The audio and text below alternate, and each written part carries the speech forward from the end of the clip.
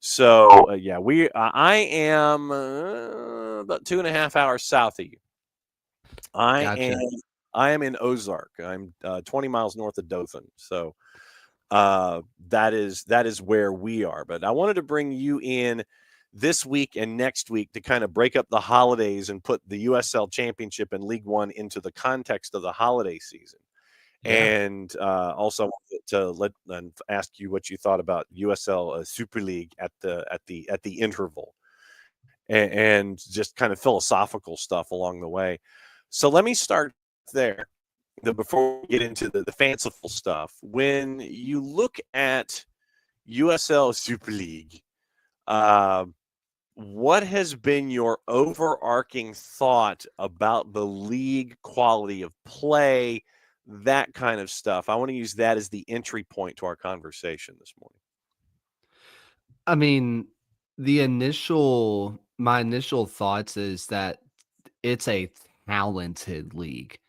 Talented. You have young talent, you have older talent who's trying to extend the career, but mostly it's your sort of on the younger side getting into the prime of their career talent.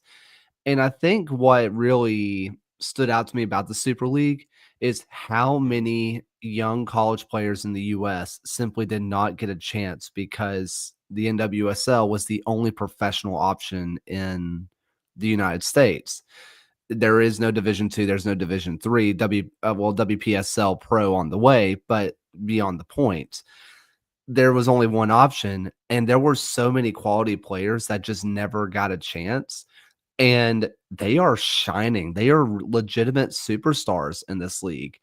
That isn't to say that the quality is as good as NWSL, because NWSL is arguably the best women's league in the world. So there's going to be obviously a gap there. But I was a bit surprised on how quickly talent and tactics merged because it's a brand new league. These players have never seen each other before. Maybe some have, but I doubt it. And it came together quicker than I thought it would, and I was very surprised. When you look at markets and attendance figures, I know that you look at a team like Dallas playing in the Cotton Bowl. Great idea. I love the fact that you want to dive into the Cotton Bowl and play if you're Dallas. With what we're seeing in a lot of other places, you had venue issues. You had to change stadia in the Northeast, specifically with Brooklyn. I know that Maimonides ended up being part of the discussion, and the pronunciation of Maimonides came into the discussion a lot about where Brooklyn's going to be and these kinds of things. Outside of quality of play, which is there, when you look at the markets and the venues and the attendance, what are your prevailing thoughts there from what you got to see in the Apertura? I I think that you see that there's excitement there. I mean, the shining moment here is, of course, Carolina sent close to selling out their inaugural game. They never quite reach up to that same level of hype again. Um, I think if you're looking at atmosphere, I think that you're looking at your Tampa Bay Suns and honestly Dallas Trinity, despite being in a mammoth of a stadium, their atmospheres are really good. The the environment's great. I think when you start looking also at Spokane Zephyr, where they've been kind of around where they are for the velocity. They stay around, 2,000, 3,000 people. That's about right. Um, I think when you start getting the drop off, when you get to Fort Lauderdale, when you get to DC Power, Lexington, Brooklyn, that's where you're starting to see the problems. And Brooklyn is its own thing. It's hard to be a professional club in New York City. We when we compared New York to places like London, we all want to say New York can be London. Look at how much places there are. Like there's so many people. And then we get to the next part is where will they play? And that's the issue. Um, so I'm going to kind of ignore Brooklyn, Okay. just All right. because it's bizarre. Okay. Um, DC Power, you're sharing a stadium with 2 to 3 other teams depending on the time of year.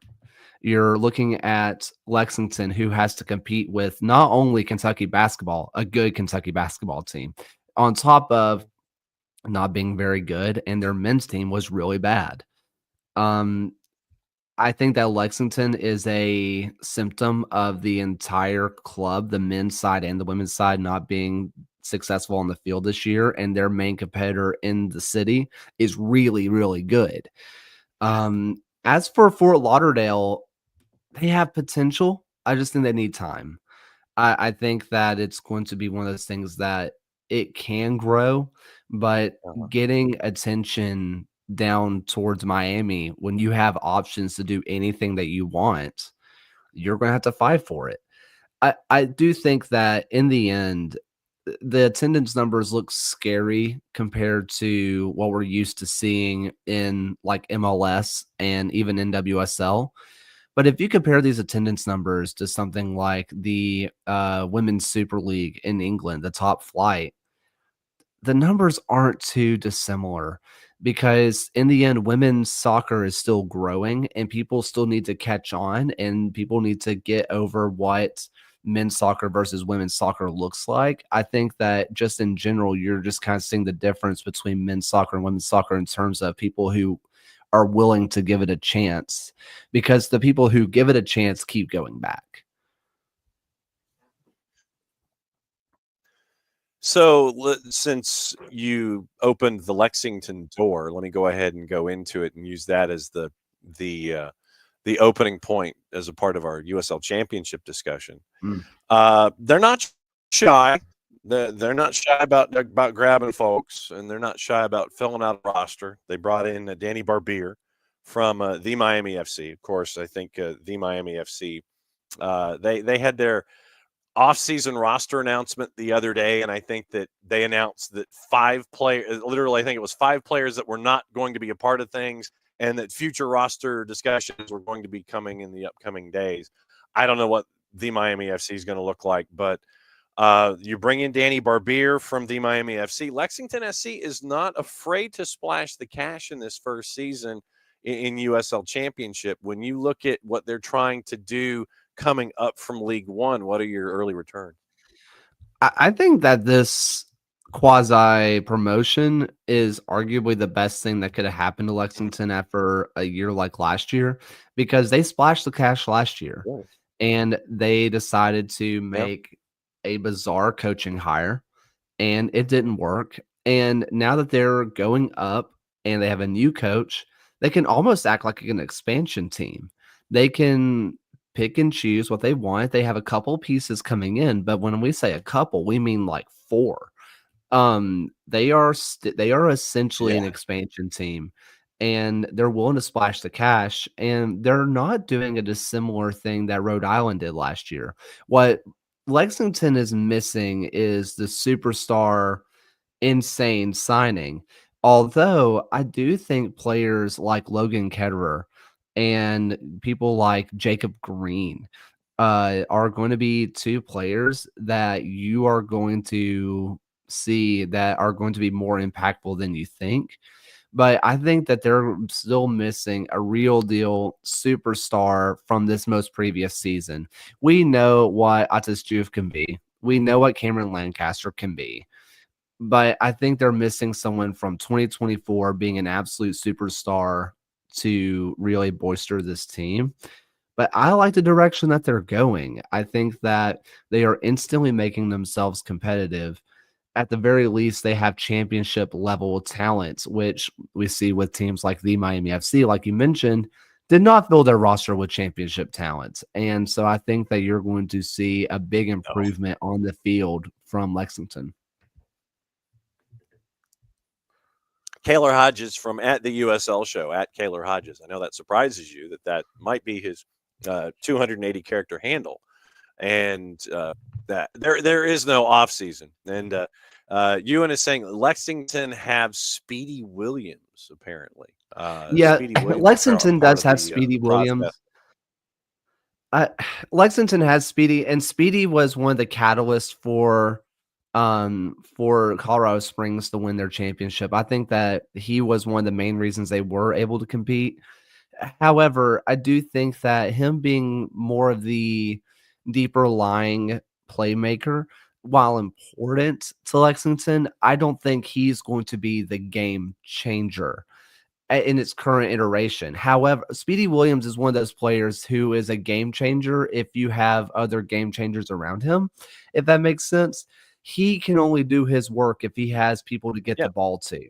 And right now, I don't really see that out of Lexington. I think if they get a really good midfield option, someone like a Knight Pickering, someone like a Bruno Lapa, someone like a Panos Amarnakis, I'm just naming off Memphis players because they have to sign somewhere. I think that you're going to see Yeah, they Speedy do. Williams. You're going to see Speedy Williams be a really good option, but until then, Speedy is. I just don't know if he is that same. I say I don't know. He's not the same 2018 Louisville City Speedy Williams that we all got used to. He's just a different player now. All right. So since you mentioned Memphis, let me ask about Memphis. We fell in love with Nigel Pickering with his time at Memphis 901. What is the status of all these dudes? I know they're free agents and they're more than happy to go and negotiate with anyone and their mother and your mother if they want to. Is anyone tied to Santa Barbara and going to go out on loan this? What is the deal right now with the folks that are attached to Memphis 901? So technically, no one is attached to Santa Barbara at all. Um, this is not like a relocation of a franchise a la Oakland to Sacramento in Major League Baseball.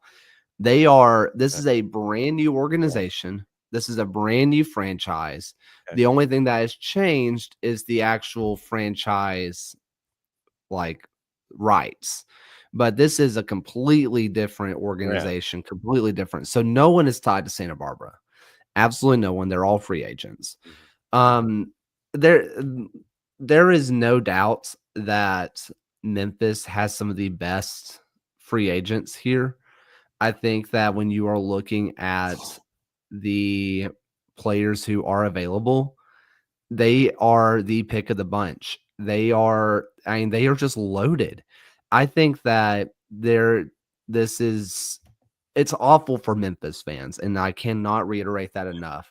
But if you are a USL fan who wants to see the talent disperse from there, the league just got better because good teams are about to get great players. And the strength of the league is about to get a lot better at the expense of course, Memphis. Neil Collins, the head coach in Sacramento. What say you, Kaylor Hodges? Wow. Usually stuff like this, I get a couple of days heads up. I was stunned. I think the bigger part of this from Wraith Rovers, the Scotland where he ends up going after leaving Crawley Town, after being fired from Crawley Town, despite getting them into the playoffs, which was bizarre in of itself. He signed a 3-year deal with Wraith. And then he, in his first year, they start to get the ball rolling. They had a rough start, but they really start to get things going. And Sacramento pays his release clause. Now, this does not mean that he has to go. In fact, Wraith Rovers made this very clear when they said, we sat down with Neil and tried to convince him to stay, but he said no, he wanted to go back to the U.S., which I found that fascinating that A, they would put that in their press release, but B, what did that mean for Neil? Was his move to Scotland just bait for him to go back to the US all along? I find it absolutely fascinating. But if you're going to replace Mark Briggs, which was an insane decision on Sacramento's part, and I'm still not convinced that it was the right decision, you could not have made a better hire. There is not a better hire in this world than Neil Collins to Sacramento, especially when you look at the current roster construction. It's as good as it gets. This is as good as it gets if you are Sacramento. it's just a bombshell of a decision. So then, since you mentioned Briggs, let me ask about Briggs. What is his future?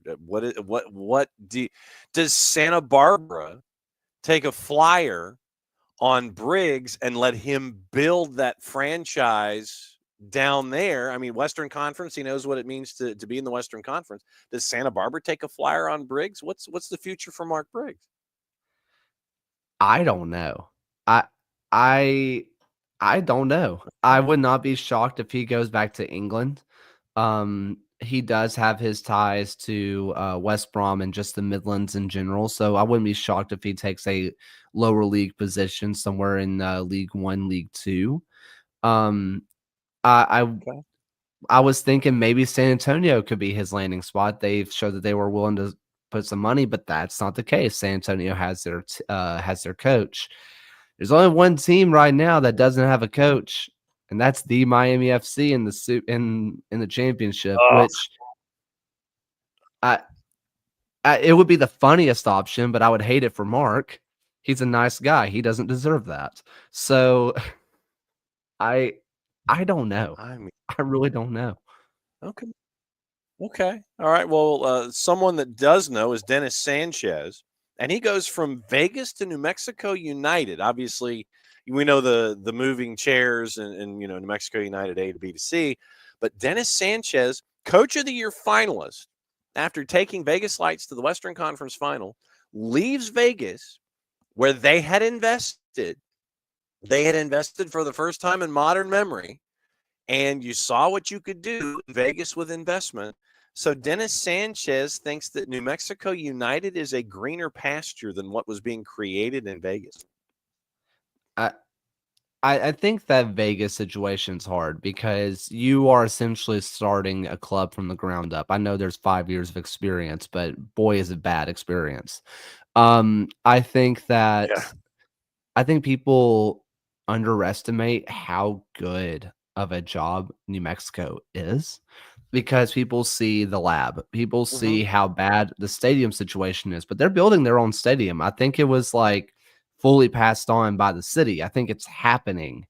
Um, and Yep. so Yeah. if you look at New Mexico, they have spent on their roster. They are not afraid to spend money on their Hmm. roster.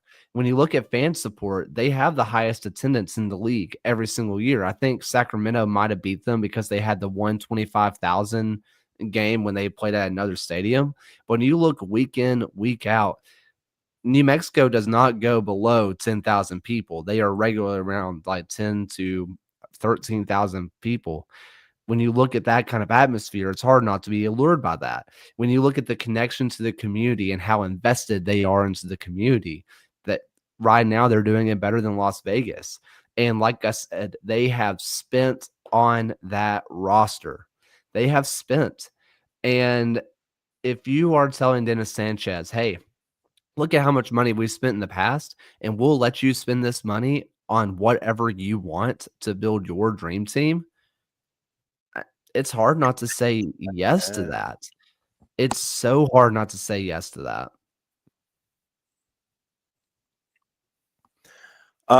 just running through some of the other transactions that I'm staring at here. Lexington, we've mentioned they signed Danny Barbier, but they also bring in League One Young Player of the Year Alfredo Midens, which I Mhm. thought was a decent pickup. Well, once again, you're Yep. talking the economics that are attached to that. I mean, that's a solid investment there. They added Dylan Borzak and Jacob Green. Mhm. Emilio Icaza signs a multi-year extension with the Charleston Battery. Tristan Traeger goes to Orange County for 25, which I find. I mean, he stays obviously in the Western Conference, stays close to home, but he just kind of shifts from NoCal to SoCal. I'm trying to. Macaulay Akale got his contract option exercised by New Mexico United. Florian Velo signs a new deal with Loudoun United. Gregor Hurst back to New Mexico. Mentioned Speedy Williams, Fanuel Kavita, multi-year extension with Birmingham. And you mentioned Logan Ketterer with Lexington as well. Anybody else stick out to you that we haven't talked about in the Um, USL Championship? well, the just when you mentioned, oh my gosh, I am totally losing He just went to Orange County. We just talked about it. Oh my word. Oh, Whatever. Tristan Traeger. Or Traeger, thank you. Tristan Traeger. Last time I was on, that was the signing that I was alluding to with Orange County, Okay. with another one that's huge coming up, in my personal opinion. They have another big signing on the Okay. way if it hasn't already been announced. So be on the lookout. Orange Okay. County, sneaky number one pick right now out of the West with what they've already done and has Okay. not been announced. Um, but Okay. I honestly, not really. I think that when I am looking at what's going on out in just the leagues all around, I think where I'm looking down at is Mhm. Naples. What Naples is building down in League Yeah. One, I'm intrigued. I am very, very intrigued. Okay. You look at Lala Delgado, who, for all intents and purposes, my goalkeeper of the year last year. Jake Dingler, one of the best center backs in the league last year. Kevin O'Connor has a good track record coming into this. They have Ian Serra, who is a nice upcoming superstar of the league right now. They just made another signing today that was pretty big, and I'm trying to remember his name, but he has US Youth National Team appearances. He has been really, really good. Tyler Pasnick, he was with the Huntsville City, and he has that US Youth National Team experience. Slowly but surely, they're building a formidable squad down in Naples. They said they were going to go big. And they also had their connection with Naples United, whom they seem to be pretty friendly. And I would not be surprised if there's some local Naples product coming up through that team. I'm very intrigued on what Naples is doing down in League One. Yeah, you mentioned Tyler Pasnick joining Naples, the previously called into youth national training, U.S. youth national training camps. Scottish midfielder Westchester SC is adding folks. Powder, Connor McGlynn, Stephen Payne, and looks like Blake Malone, Charlie Ostrom. 7 coming back. AV Alta adding Jimmy Villalobos for their campaign. So I mean, things are starting to come together for franchises. One more thing about Lexington before we get Mm. into League One and other things. Lexington ends up being a wild card for the Western Conference. So you're welcome to USL Championship. You're the one that gets to do all the traveling. I think there's a side of this that makes sense. They're the new team. There's already kind of established rivalry stuff going on. I think that if we're going to read kind of between the lines or under the surface, Lexington has one of the richest owners in the league. Mm-hmm. And if there's anybody that can take the hit of traveling around the United States, one of the rich Okay. horse guys in the US, All seems like someone who's a good option to be right. forced to deal with that paycheck. Okay. All right. Just checking. I mean, it's just it was one of those things that kind of stood out to me. Greenville Triumph added Ropapa Mensa. You mentioned Jake Dingler as a part of Mhm. the FC Naples brigade. Kamar Lawrence goes back to New York. He becomes the inaugural signing for Westchester. Portland Hearts of Pine have started signing folks. When you look at everything starting to come together in League One, what sticks out so far? Who has filled out their Christmas list to the way that you thought they should have in USL League One, I do like other what than I've seen out Naples? of Right. I do like what I've seen out of Westchester. Connor McGlynn did not get a bunch of playing time with Rhode Island, but he was arguably one of the best midfielders in 2023. That talent is still there. Stephen Payne, for all of my intents and purposes, besides Bruno Rendon, he was the best fullback in the league last year, wingback in the league last year. That's a heck of a player to start off your team with. Now, you do have a couple of other college Mhm. players, and I'm not going to act like I know who Kamar Lawrence is or Samurai Powder is. I haven't watched film yet. So I can't really speak on that. But when you look at the established players, I, McGlynn and Payne are two of the best that you can start off with. I'm loving what they are doing. Um, After that, I don't really know because right now League One is still in its we are we are kind of alive, we're kind of not. I think, and we do this every year with League One, where League One is kind of waiting for the Yeah. championship to sort itself out and to see who the followers of the league are going to be, who's going where. I don't think that League One has enough for Right. me to really chew on. However, with the players that someone like the Richmond Kickers are bringing back, I really like it. I Yeah. really like this lineup as currently constructed. I think they have a wonderful core to build on if they want to continue to do it. I think that they are going to be great. Um, I'll just be interested. I'm still kind of just waiting to see more of everything to come together for League One because right now they're still kind of in a hiatus. Okay. I've got one other topic I want to get into you with, but BLT Gamers wants to know what you Huh. think, sir, about El Paso Locomotive. What do you think about El Paso Locomotive? And welcome, BLT Gamers, by the way. I think that when you look at their general core, it's not bad. I think you are going to look at a Meshabane, you're going to look at Ortiz, you're going to look at Cavallo, you're going to look at Dolomeyer, who's great. You're going to see Jamali Waite, Bolu Akinyote is one of the best midfielders in the league. And on top of that, you re-sign a Memo Diaz, who is a local talent who played with El Paso before, has come back from Oakland. I think that they have a core there that can be competitive, but we said that last year too. This is a largely returning core that we said last year would be really good. That was not.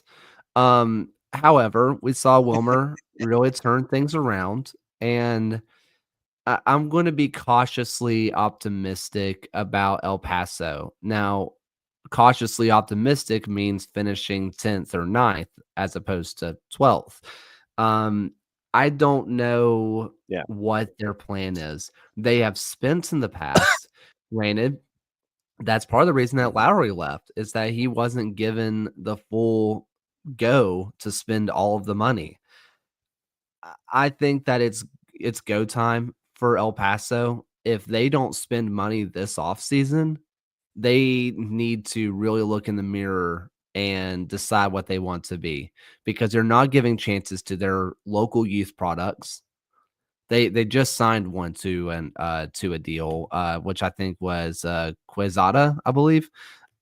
He was an El Yeah. Paso youth product, but for the most part, they are just going with tried and trusted USL talent, but it hasn't been good enough.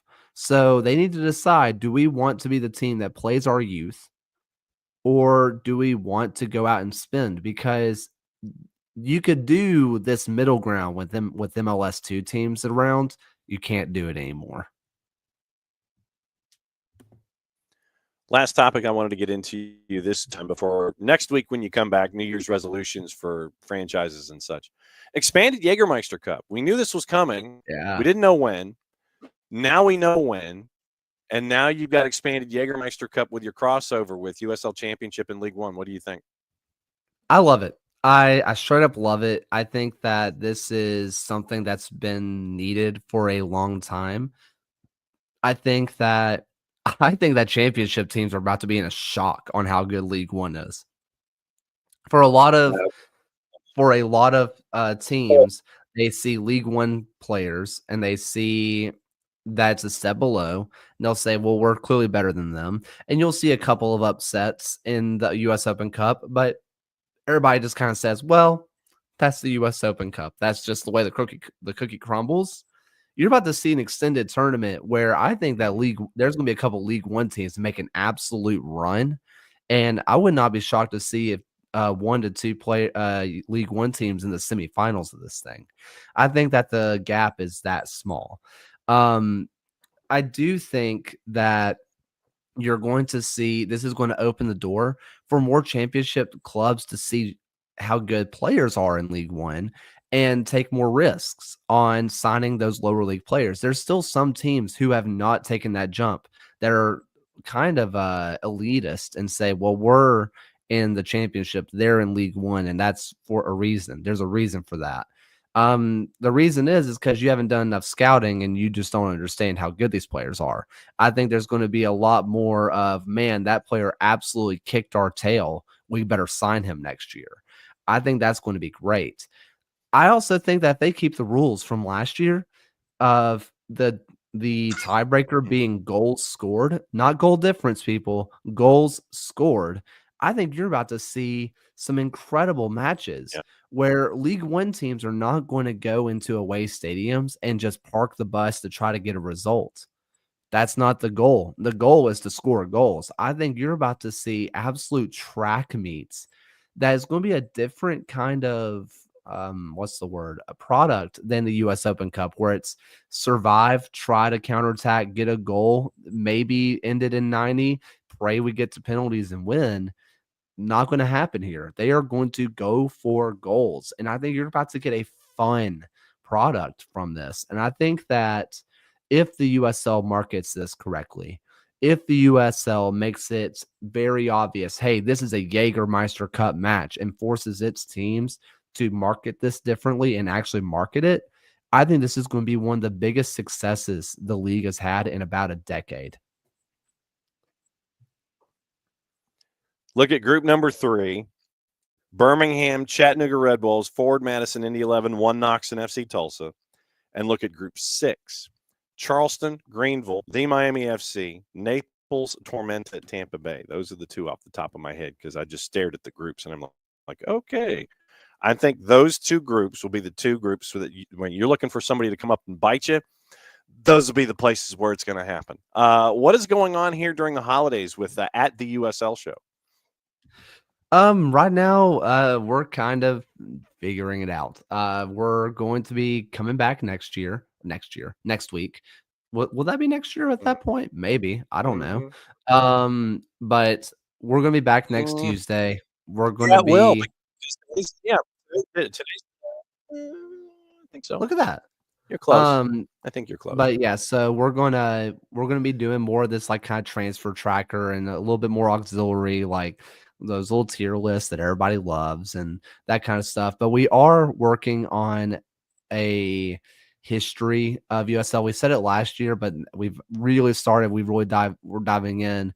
And so right now I'm in the middle of the research of doing the first ever USL season, which goes all the way back to the Southwest Indoor League, which would eventually become the USL, which I just have to share my favorite team name of all time.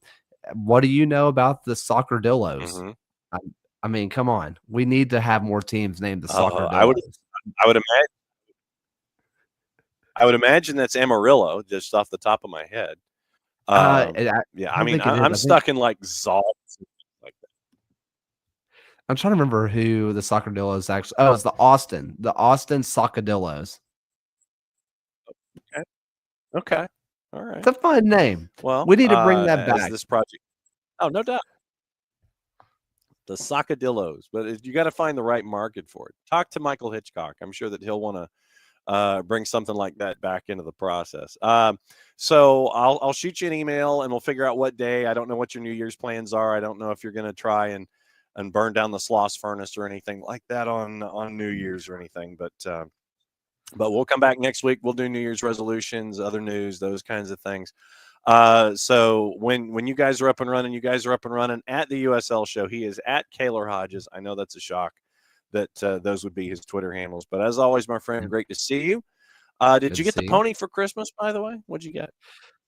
Yeah. No pony. Did get got a drill, which is awesome. Drill and bits, which we actually did need. So that was great.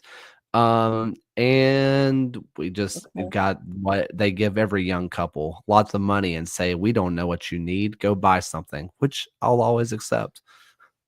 Very good. Yes. And so will old married couples too. Be safe, my friend. Happy New Year. We'll catch up with you next week. I think we might catch up with you before 2025 starts. It just depends on Maybe. where things are. But be safe. Get out of here. We'll catch up with you next week, my friend. Yeah, I think so. I think we'll check on your normal Tuesday visit and we'll go from there. All right. We'll see you next week. See you soon. All right. Be good. That's Kaylor. Kaylor puts up with me on a weekly basis. And there's a lot to talk about in USL. And as more happens in USL when it comes to champions,